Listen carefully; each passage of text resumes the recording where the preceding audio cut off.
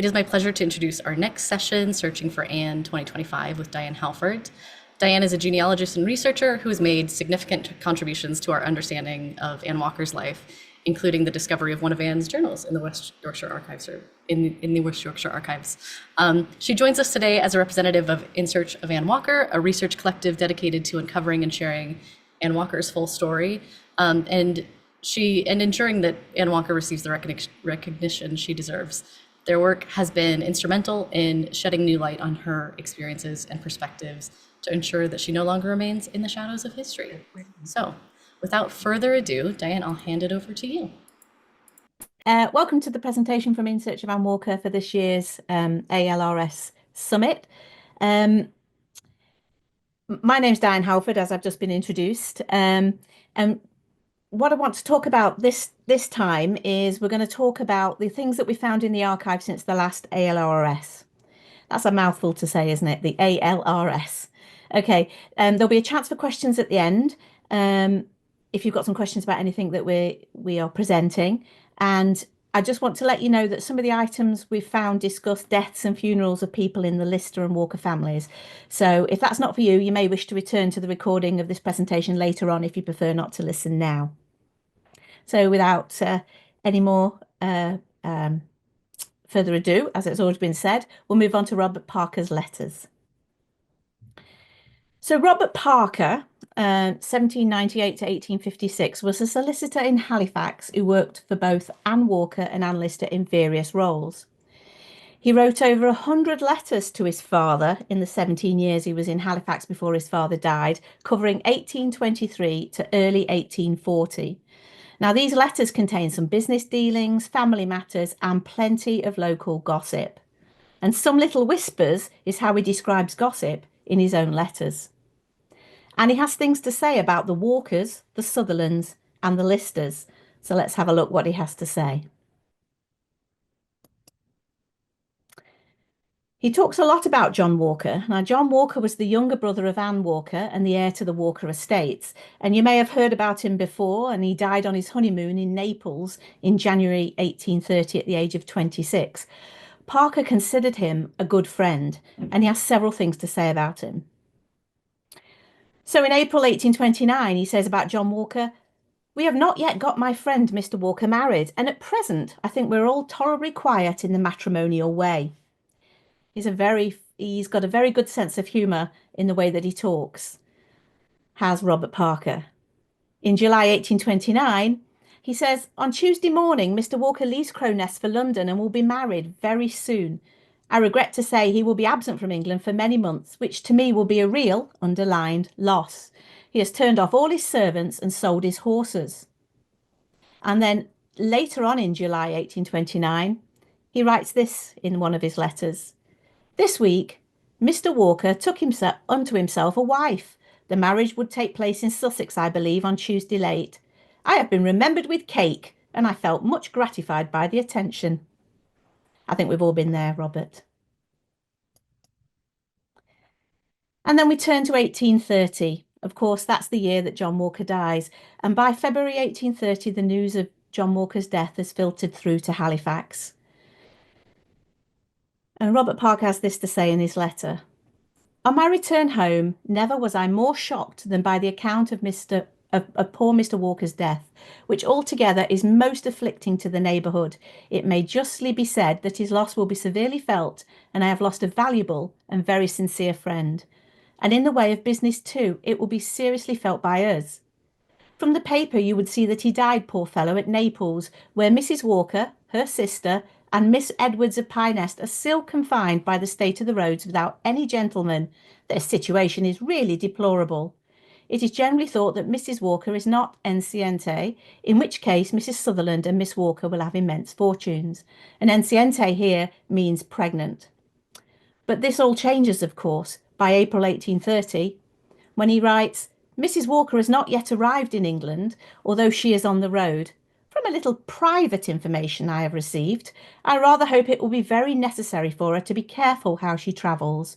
Should there be a family, it will in all probability be a most fortunate thing for us."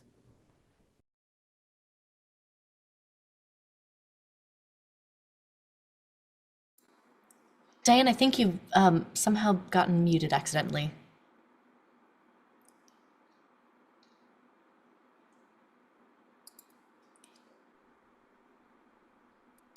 Did we miss anything? Do I need Here we to go go. back? Yeah, maybe just the last sentence or two. Okay.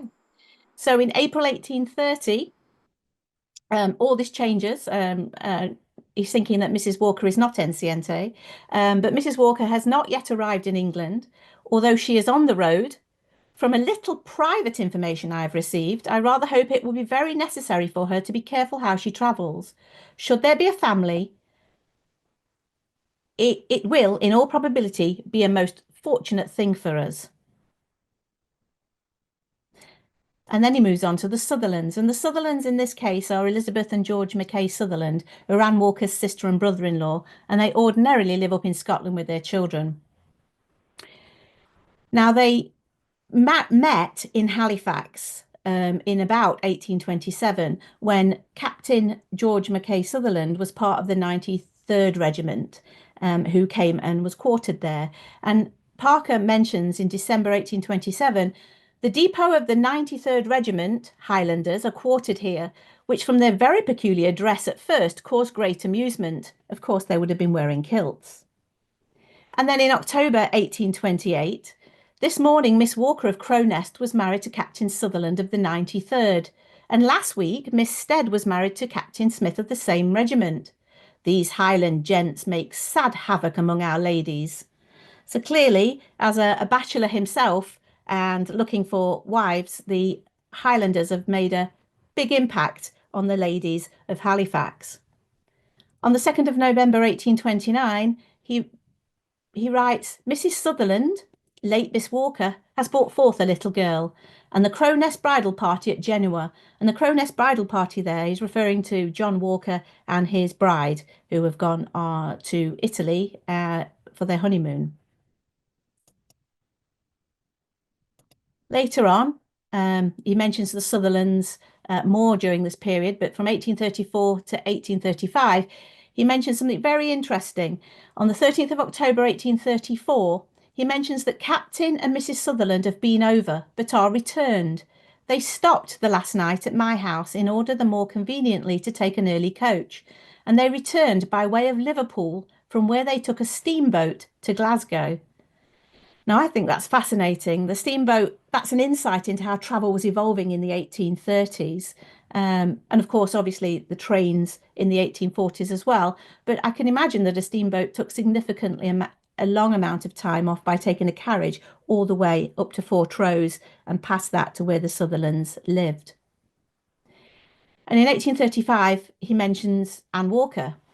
Mrs. Sutherland has already 4 children and likely soon to have another. Mrs. Sutherland and Miss Walker have lately divided the whole of the property to which they succeeded as the co-heir of their brother. And of course, that did happen in 1835. It was mentioned, people may be aware of it from Gentleman Jack Series 2. It's mentioned in there. But of course, there's a whole slew of letters and diary entries and division documents that are available in the archives about the division of the property in 1835. And next, Parker turns his attention to the listers. And these are mainly around the 1826, from the time of Uncle James, that's Anne Lister's uncle, from his death in 1826. Now, Anne Lister would ultimately inherit the Shibden estate from him. So in February 1826, he says of Anne and James Lister, Mr. Lister of Shibden Hall died yesterday morning at a moment's warning. He broke a blood vessel, and before the doctor could get there, the old gentleman was gone. Miss Lister, his niece, comes in for the good things. And then in May 1826, he refers again to the death of James Lister. Mr. Lister of Shibden Hall is dead after a very short illness. The estate, which is extremely valuable, is left to his niece, whom you may have heard as being an extraordinary character. And then again in 1826, a little bit later on, he says, since Mr. Lister's death of Shibden Hall, I've been a good deal engaged with Miss Lister, who you may perhaps have heard is a most eccentric lady. And I think it's very probable I may be fortunate enough to become land steward. And the lady proposes taking up residence in the south of France. And for those people who know Anne Lister's diary will know that round about 1826, she's talking about going to the south of France. And then lastly, my favourite quote that from all of his letters is about Anne and Anne themselves. He talks of Miss Lister of Shibden Hall and Miss Walker of Crownest are gone upon the continent. These two ladies, most different in appearance and pursuits, have formed the strongest intimacy. Now, while intimacy had different meanings in the 1800s, it does indicate that the rest of Halifax were aware of their closeness.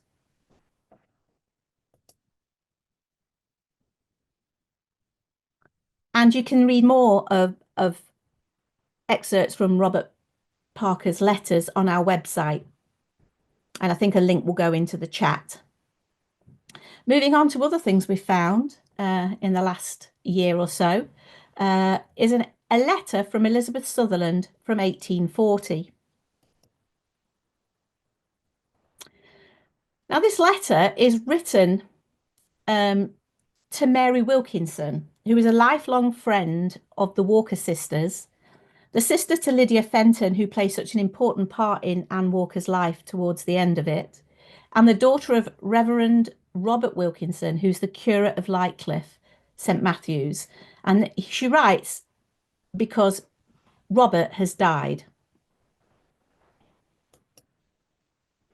And she writes this: My sister and Mrs. Lister have been detained some time in Moscow from the want of sufficient quantity of snow to make the roads passable. They hoped to leave it on the 12th of last month, but I am not sure that they did so. Anne has been very much gratified by her travels. Among other things, she tells me of a palace in St. Petersburg in which the walls of one of the rooms are of amber, and the floor is rosewood inlaid with mother of pearl. And what she's talking about there is the amber room in Catherine's palace in St. Petersburg, which is mentioned also by Anne Lister in her diary.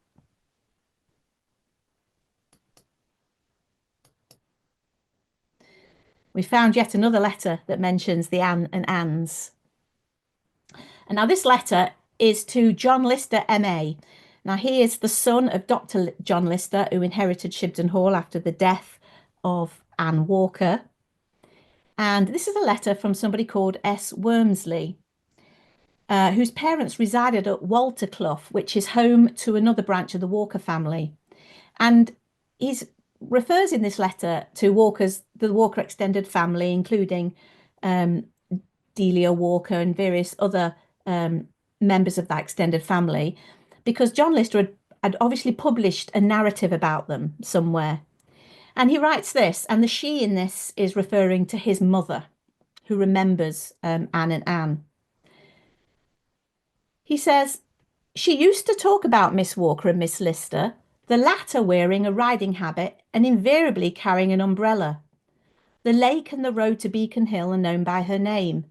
I think Miss Walker and Miss Lister went on the continent together. The latter lady, I think, died away and was interred at the parish church. Now, what's important about that letter, not only that it confirms that she carried an umbrella to measure bridges and whatever else she was measuring at the time, but also this is 68 years after she has died, and she is still remembered in Halifax. And so that, to me, says about the impact that both Anne Walker and Anne Lister made on the people of Halifax. And bearing in mind that this person here was, his parents were probably servants at Walter Clough, they made an impact across all areas of society.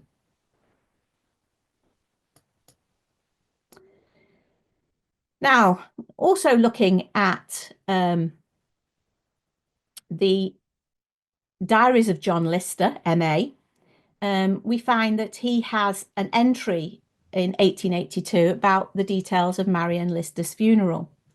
You can't help when you're looking for Anne Walker to come across things to do with Anne Lister and her surrounds as well.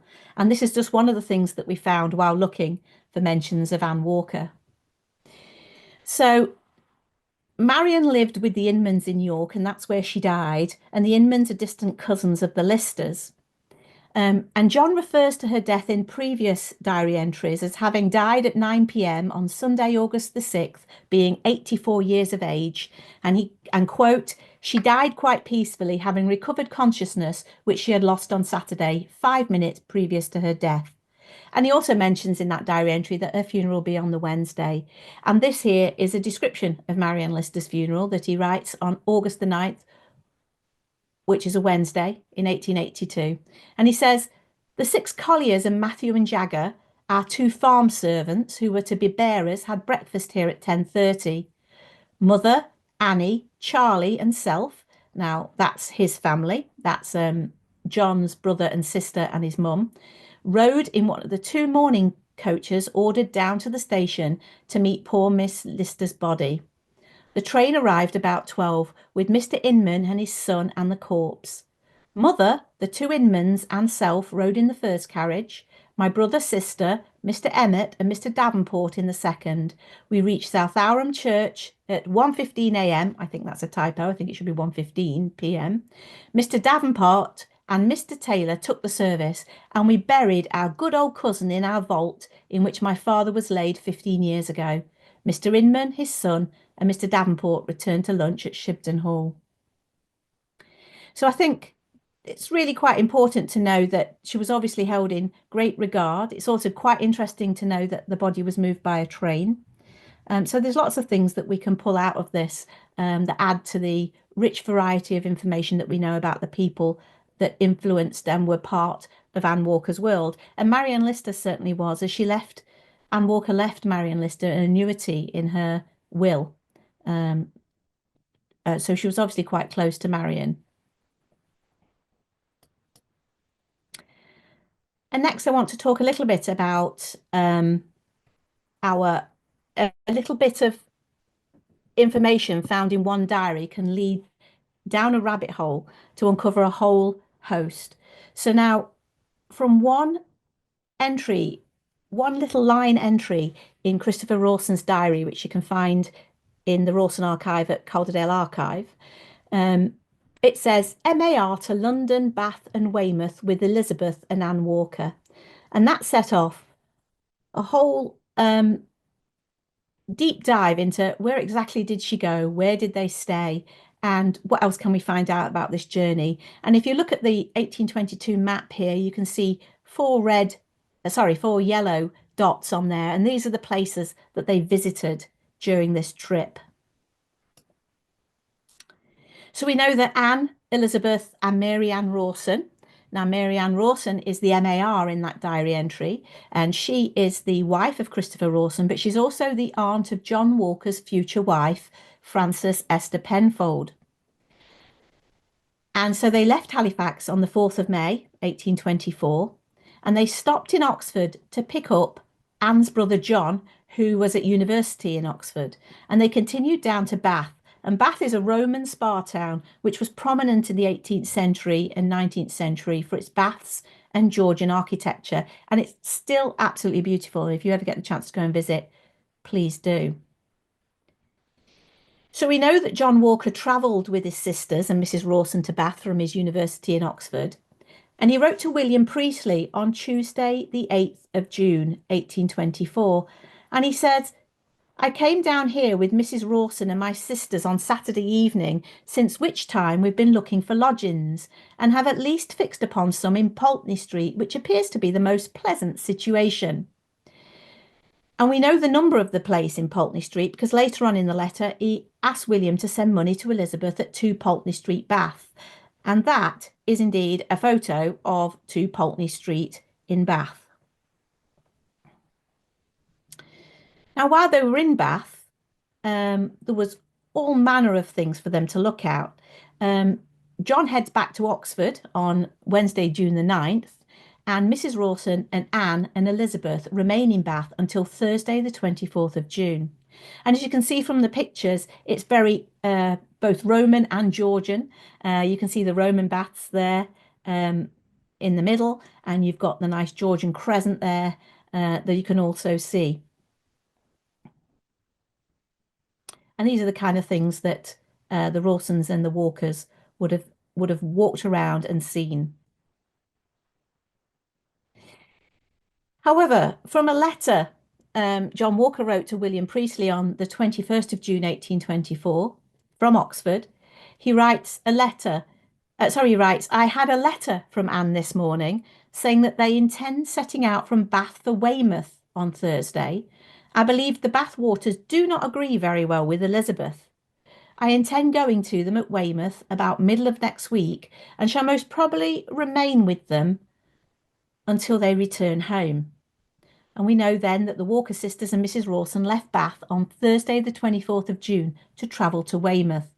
And we know when they arrived in Weymouth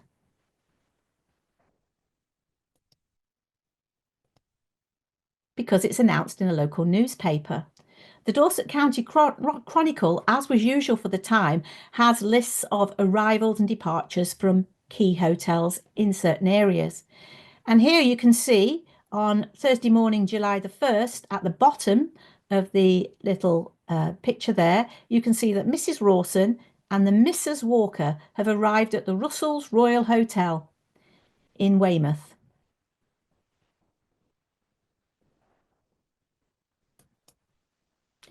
So this is the Russell's Royal Hotel. It was built in 1773. This photo is from the late 19th century. But as you can see, it's quite grand. And as you can also see from the map next to it, where the yellow dot is, that's its location. So it is right there on the esplanade, right in front of the waters and the beach, where you could go and do some take to the waters to improve your health. And walk on the esplanade also to improve your health with the sea air. And these were very popular things to do in Weymouth. Weymouth was actually made very popular when George III in the late 1780s to about 1805 visited there regularly to take to the waters.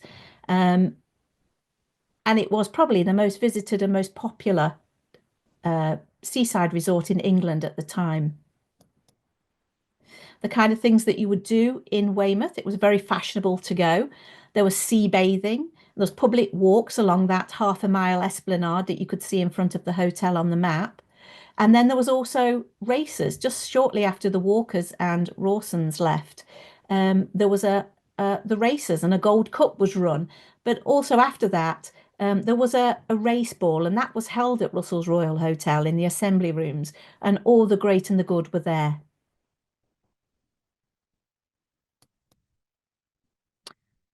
So after a stop in London on the way home from Weymouth, Mrs. Rawson, Anne and Elizabeth returned home on the 9th of August in 1824. And from that one-line entry in a Christopher Rawson's journal, we found out that Anne was away from home for almost 14 weeks, travelling to different places in the country, which actually just proves that Anne actually was also quite well travelled within this country before she met Anne Lister. Now, the next slides are a little bit of an announcement for those of you that weren't at AOBW last year. We are announcing that we are writing a book. So we're writing an anthology. It was written by researchers, the different researchers from ISAW, covering different aspects of Anne's life, and we're hoping that it's going to be released this year. So I'd like to tell you a little bit more about the chapters that we're writing. Now, these aren't the chapter names that we're going to talk about. These are just the kind of the areas that they cover. And each author who's writing has just written a little bit about what's going to be in the book. So we've got a chapter that covers the theme of Anne's friends, and that's going to be written by Deb Woolson. And she said about her chapter, unlike the impression given by the show Gentleman Jack, Anne Walker did have friends, and she was not alone in her life.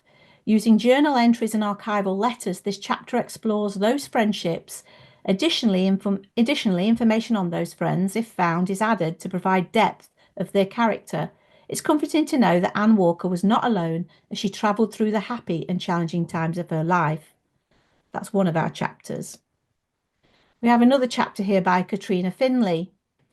It covers 1840 to 1843, and Katrina says, returning from Europe a widow, Anne now faces the challenge of managing 2 estates and multiple tenants without her partner at her side. She juggles these responsibilities while always remaining mindful of Anne Lister's legacy. Against a backdrop of social unrest and the expansion of the railway network creating threats and opportunities, Anne will be tested to the limits. Another chapter will be on Anne's humorous side, and that'll be written by Lila Straub. And Lila says, Anne undoubtedly went through some difficult times in her life and experienced much grief and sadness. But despite this, melancholic is not necessarily the first word that comes to mind when describing Anne's personality. Anne was someone who could be stubborn, endearing, and a bit quirky. She was also a generous, dutiful, and kind-hearted woman, and she was funny. Anne's diary and letters are sprinkled with amusing stories, cheeky remarks, and a few snarky comments, which, whether they were intended to be funny or not, are certainly entertaining to read. To bring some lightheartedness to this anthology, this chapter is going to showcase some of Anne's more humorous side. And the chapter that I'm writing is 1843 to 1854. And my little bit on that is 3 years after the death of her wife and after a series of unfortunate events, Anne's agency was taken away from her by the court and all decisions were now made on her behalf by committees. Read about this time in her life and what happened to Anne during her decade of committees. Another chapter by Lila is Anne and Anne's early years. And Lila writes about this chapter. Given that Anne Lister was entangled in a complicated 2 decades-long love affair with Mariana Lawton, it is understandable that prior to 1832, Anne Walker and her family are seen as little more than a footnote in Anne Lister's life. However, the 2 neighbouring families know each other quite well, and the Walkers appear regularly in Anne Lister's early journals. This chapter takes a closer look at all of Anne and Anne Lister's interactions before they began their courtship in 1832. It will reveal Anne Lister's general interest in the Walker affairs and health, regular social calls between the 2 families, and a young Anne unabashedly showing her affection towards Anne Lister. A few more chapters to go. We've got a chapter on Anne in Society, and that's written by Martin Walker. And he says, this chapter will explore the society and families of Regency-era Halifax, aiming to place Anne and her family within the broader context of their influential relatives and the rapidly changing town. It examines the Walkers' social standing, questioning how their rank really compared to that of the Listers. Drawing on the Lister diaries and other contemporary and historical sources, the study delves into the complex multi-generational relationship between the Listers and Anne's extended family. It also considers the impact of Anne's brother John's marriage and early death on the family's connection with the Rawsons, who were linked to the Walkers through Anne's priestly cousins. The long-established and influential Priestley family also played an important role in Anne's life. And then Lila's writing a chapter about Anne's mental health struggles. And she writes, the purpose of this chapter is not to diagnose Anne, but instead to provide a detailed overview of what we know about Anne's mental health based on Anne Lister's observations, Anne's own words, as well as correspondence between Anne's family, physicians and solicitors. In doing so, we can see a pattern emerge. Throughout her life, Anne repeatedly went through periods, often lasting several months, in which she was feeling low, lost her appetite, and was given to prayers. However, it also becomes apparent that there were years in between these periods of lowness in which Anne enjoyed life, travelled, managed her estate, and was largely free from any mental distress. Taken together with what we know about mental health conditions today, this chapter aims to contribute to a deeper understanding of Anne Walker's mental health struggles. Doriana is writing a chapter on the last trip, and she says of that chapter, this chapter will tell the story of Anne Walker's fateful journey to the Russian Empire with Anne Lister, the circumstances in which the trip was undertaken, their remarkable adventures and experiences on the road, ending with Anne's illness and death in Georgia, Anne's voyage back to Shibden, and the long passage home of Anne's body. And lastly, a chapter on the marriage of Anne and Anne. This chapter, this is by Doriana again, and this chapter will focus on Anne's marriage, examining various aspects of her life with Anne, with an E, including their domestic, emotional, and sexual relationships over the years. We'll be keeping everybody updated on the status of the book and when it's due to come out via social media. If you haven't already, you can join our Facebook group, which is called Searching for Anne, and it's about the real Anne Walker. We'll be posting things in there. But if you aren't on Facebook and would like to join us elsewhere, we are also on Blue Sky, Threads, and Instagram. And we normally post a lot of things on here. And before I finish, I want to thank you for listening today. And I want to thank also Veronica Lesnikova for making the PowerPoint look lovely, and to all the authors of the chapters who sent me their quotes on what they're writing about. And thank you. And I'll put it over to any questions that people may have. That was brilliant. Thanks, Diane. We do have a few questions from the chat. One of them is it known whether Anne or Elizabeth did any sea bathing? No, we haven't found that yet. We keep digging. It's always an ongoing process because there's never, the absence of any diaries, there's never one piece of documentation that tells the whole story. And so we find little tiny bits in different things. It's newspapers or diary entries or one line in a letter, and we have to piece them all together. And it evolves because as we find more documents, we sometimes find other things, like when we're talking about Anne's return to Halifax from Moscow. We now know that she wrote from a letter between two of the Sutherland brothers. We now know that she wrote to the Sutherlands, and when the date of that letter when it arrived, which we never knew before. But that's just adding to the story all the time. So that's a long answer, but the answer is we don't know if they sea bathed. I would imagine that they tried the bath's water. Sorry, they tried the water in Bath, which didn't agree with Elizabeth. So I would imagine there would have been some sea bathing, but we haven't got any evidence of that yet. Yeah. I think some of what you shared today is also just a great example of, like you said, how you never know what you're going to find when you're doing these, investigations or searches, even if you're looking for something specific. Absolutely. I did love the memory of Anne Lister with her writing habit and umbrella, that's something that endured. So things like that are always, fun to find as you come across things. We have another question that is, I think this must be from Sarah. I have a section of my thesis about Lister's early trips to spa towns, but I hadn't looked into Anne Walker's spa town excursions. Also loving learning about Weymouth. Does she reference these trips later in her journal?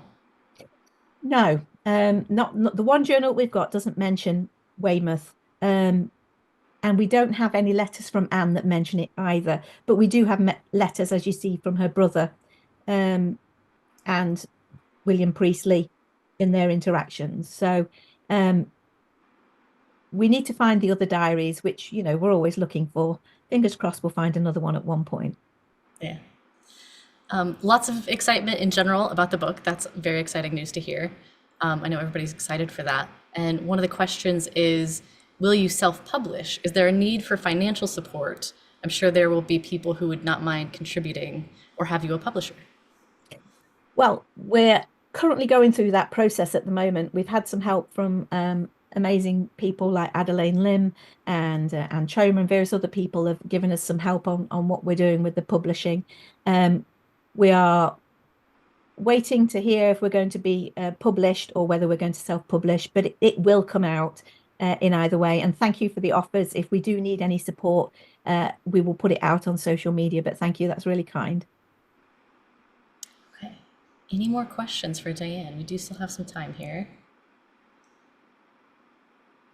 I'll also just give you a chance to plug some other events that In Search of Anne Walker has coming up. So we know the book is an upcoming project, and I know you guys have a couple events that you'll be doing in Halifax this April. Do you want to share a little about any of those? Oh, yeah, absolutely. So if you're coming to ALBW this year, or ALF this year, Then In Search of Anne Walker are running 3 events. One is a tour of Shibden, and we're calling it Anne Walker's Shibden. So we're going to do a tour of Shibden and the Tower based on Anne Walker's perspective. So talk about the places that she was in there, what she did in different rooms, and the plans that she had to modernize, to renovate Shibden after the death of Anne Lister, for example.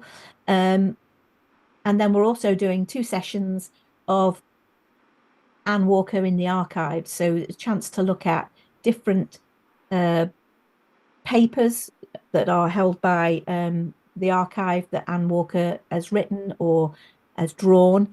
And we'll be able to look at those papers and we'll tell the story and how it fits into Anne Walker as we go round. I do think that both of those are sold out, but all 3 of those events are sold out, but there is a waiting list. And, it's always worth putting your name down if you're planning on coming. There's some folks expressing regret in the chat about, yeah, the conflicts of different events that overlap and being able to, yeah, just wishing that you had more time to take in everything and everybody's events at Halifax. We have Well, another question. Is it known if Anne lost some of her friends because of her relationship with Anne Lister? um, I think that from what we can see, that she carried on writing to different people, um, and it's hard to know. I think society probably would have the way that society was, they would probably carried on writing to one another, even if they didn't necessarily approve, because that's just the way that society was and etiquette and was the whole thing. So it's hard to really say.